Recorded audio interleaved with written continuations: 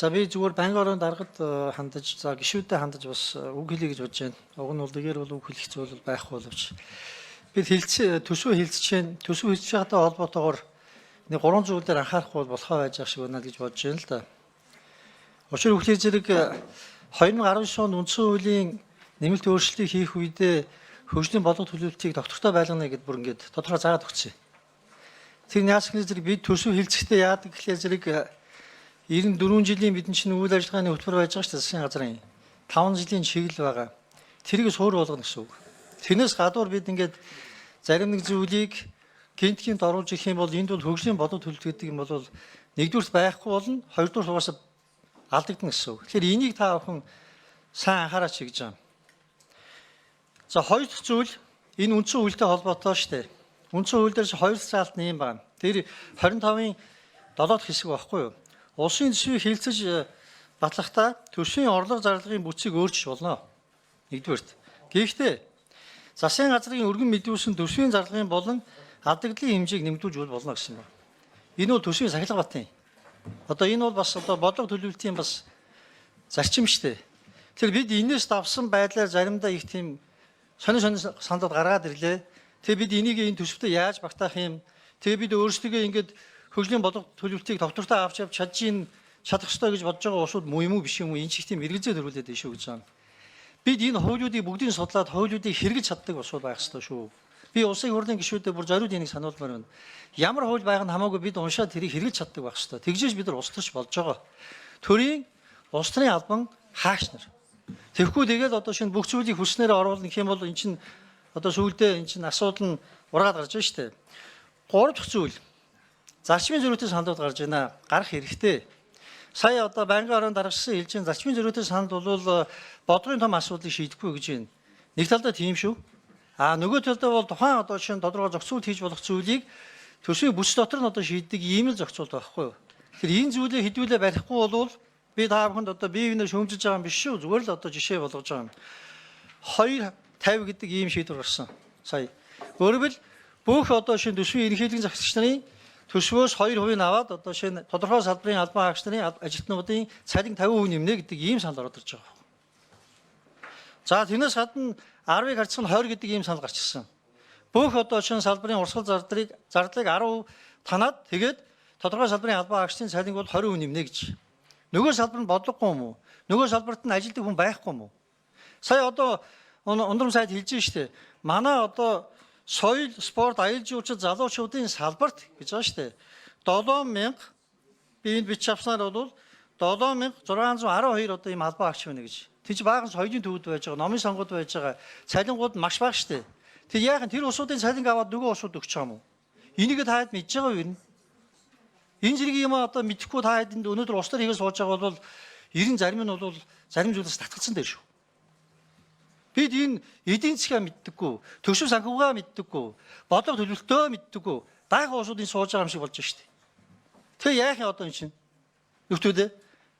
Тэгээ шууд одоо тэтгэврийг тэгээд нэмгээл нэг хүн гараад ирж. Гэхдээ тийш их усүр байхгүй бол яах гэдэг вэ? Байхгүй зүйлийг бид чинь байгаа боломжоор нэмэх хэрэгтэй болохоос биш.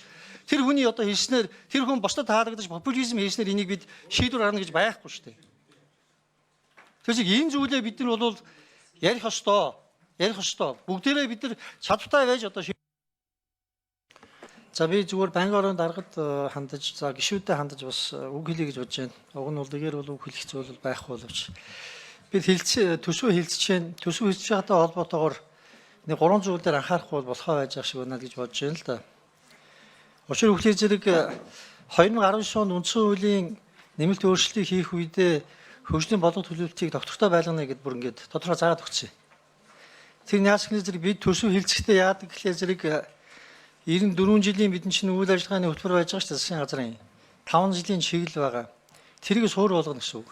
Тэрнээс гадуур бид ингээд зарим нэг зүйлийг гинтгиймд оруулж ирэх юм бол энд бол хөгжлийн бодлого төлөвлөлт гэдэг юм бол нэгдүгürt байхгүй болно, хоёрдугаар угаасаа алдагдана гэсэн үг. Тэгэхээр энийг та бүхэн сайн анхаараач гэж байна.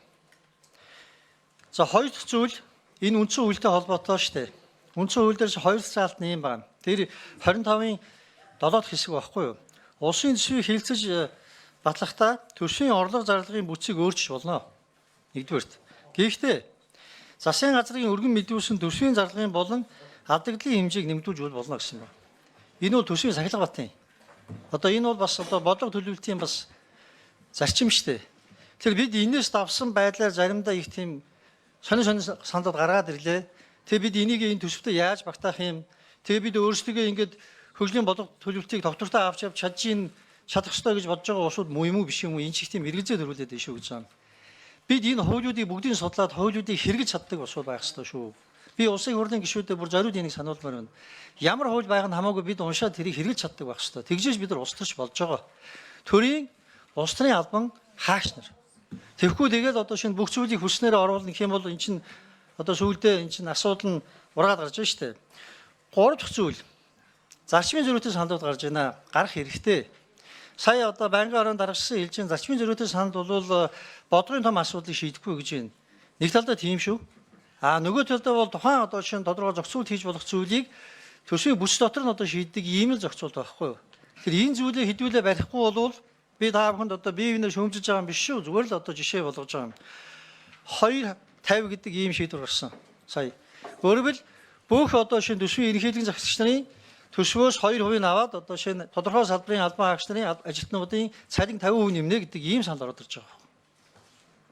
За тэрнээс гадна 10-ыг харьцах нь 20 гэдэг ийм санал гарч ирсэн.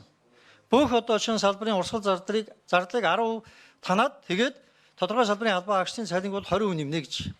Нөгөө салбар нь бодлогогүй юм уу? Нөгөө салбарт нь ажилтдаг хүн байхгүй юм уу? Сая одоо ундрам сайд хэлж байна шүү дээ. Манай одоо соёл, спорт, аюулын жуулчид залуучуудын салбарт гэж байгаа шүү дээ.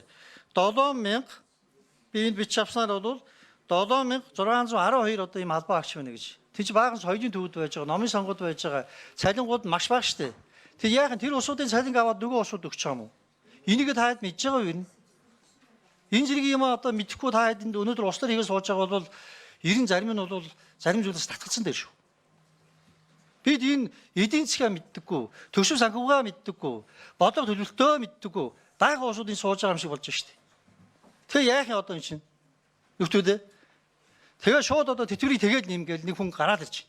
Гэхдээ тийш их усүр байхгүй бол яах гэдэг. Байхгүй зүйлийг бид чинь байгаа боломжоор нэмэх ёстой болохоос биш. Тэр хүний одоо хэлснээр тэр хүн бусдад таалагдаж популизм хийснээр энийг бид шийдвэр гаргана гэж байхгүй шүү дээ. Тэгэхээр энэ зүйлээ бид нар бол ярих ёстой. Бүгдээрээ бид нар чадвартай байж одоо